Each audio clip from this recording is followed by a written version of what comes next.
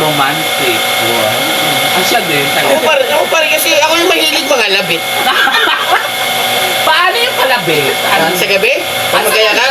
Pag magkayakap? Oo. Magkayakap. Ganyan o. Ganyan. Ayan. Yan yung SPG. Dati, nung bago pa lang kami, pag nagano ko, okay na. Okay na. Pero ngayon, tumagal kami ito yung relasyon, hindi ko alam kung natutulog-tulugan eh. Minsan hindi nakakalapit eh. Ganun na eh. Talagang ano na, no? Oo, pinabaliktad ko na eh. Located po kami sa Barangay Tumagay, Playa del Quezon. So, magtataka kayo, wala kami sa highway. So, nilagay na namin dito kasi ang hirap pag uupa ka pa ng pwesto. So, ganito na po, pinakamadali para na po mahanap niyo po kami. Pag malapit na po kayo sa munisipyo, pag nasa may munisipyo kayo ng Siain, pagtanong nyo na lang po saan po ang bahay ni Kagawad Alvin at ituturo po kayo ng inyong mapagtatanong. Ayan. At ito na nga, pinaka-exciting na part ng ating kwentuhan ngayong hapon ang hindi naman pastok, pero may mga question tayong hinanda dito, no? So, ayan, Kagawad, Ate Beng, sino ang unang nagsusorry kapag may tampuhan? Siya. Ikaw Ako talaga. kasi kahit siya mali, ako pa rin naman sorry. Ba't ganon? Ba't ganon Kagawad pag pag lalaki, laging mali? Wala bang tama ang lalaki? So, pag naging tama ako, hiwalay ang labas nun. Ay, ayaw ko makipag-hiwalay. Eh, di magsusorry pa rin ako kahit siyang mali. Okay. Ito, next question natin. Sino ang mas kuripot? Si Ben. Bakit kuripot? Hindi naman Sige. siguro. Sabi ko, ba't sige. Bakit? Wala lang, iniisip ko lang yung kinabukasan, kung may pangbili pa. Yun lang. Yun lang. Ako Ikaw? naman kasi, nature ko na yung pagiging galante. Ubus-ubus Bisaya kasi, lalo pag may pera ako sa bulsa, madali ako Oo. lapitan. Pero pag wala, ay pasensya talaga. Ayan ang ating next question ay, sino ang mas romantic? Wow. Siya din talaga. Ako pa rin kasi ako yung mahilig mga labit. Ayan, next question po tayo. Sino ang mas selos or selosa? Parehas. Parehas. Ikaw, sangayon ba ka? Oo, parehas. So, goto or mami? Boto. Goto ka? Mami ako. Ayan. Maingay or tahimik?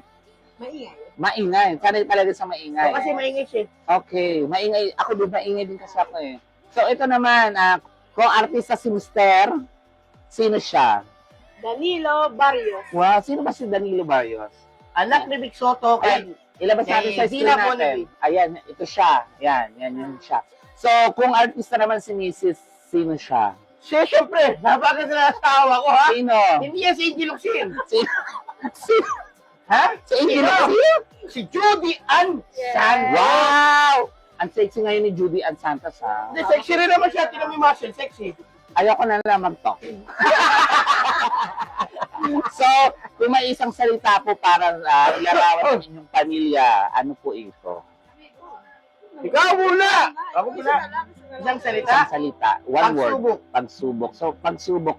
Bakit Kagawad pagsubok? Kasi yung araw-araw ng buhay namin is a struggle or araw-araw kami sinusubok ng buhay kasi syempre araw-araw may pumapasok. So, ang aming is nakadepende sa aming mga sa papasok na sa mga bibili para makasurvive sa araw-araw.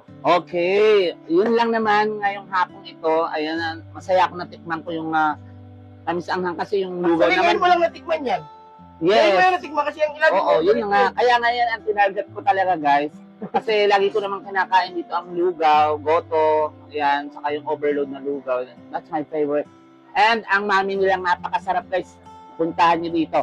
Ayan Kagawad, Ate Ben, grabe. Nakakatuwa nga marinig ang mga kwento ng pagsasama nyo at pagtutulungan ninyong dalawa. No? Bago tayo matapos, baka po may gusto kayong iwan na mensahe para sa ating mga manonood. Lalo higit po sa pamilyang nagsusumikap o sa mga pamilyang nagsusumikap rin para sa kanilang mga kinabukasan. So, mauna ka na asawa. Wala naman masasabi ko din. Laban lang sa buhay. Hanggat may hininga. So, utang Yun is lang. life, mga manonood. Huwag tayo tumigil sa mga Aray. utang hanggat may nagpapautang. So, biro na yan.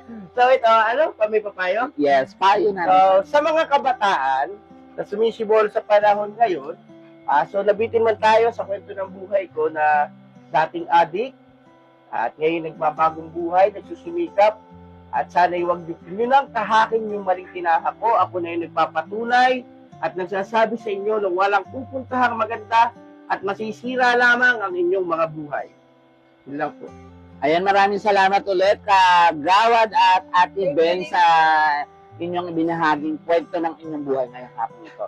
Ayan guys, abangan nyo po ang mga susunod nating episode dito sa Real Talk with Jero. Ayan. At ang inyong magiging tambayan at kakwentuhan kung saan tunay na usapan at inspirasyon ang ating pagsasaluhan. Ako po muli si Jero at kita-kits ulit tayo next time. Maraming salamat din na Kagawad Alvin at Ate Ben sa pagbabahagi ng kanilang kwento. Tunay nga kapag may sipag at tiyaga, kahit anong pagsubok ay kayang-kayang lampasan. At syempre, maraming salamat din po sa lahat ng sumama ngayong hapon sa atin dito sa mga live audience po natin.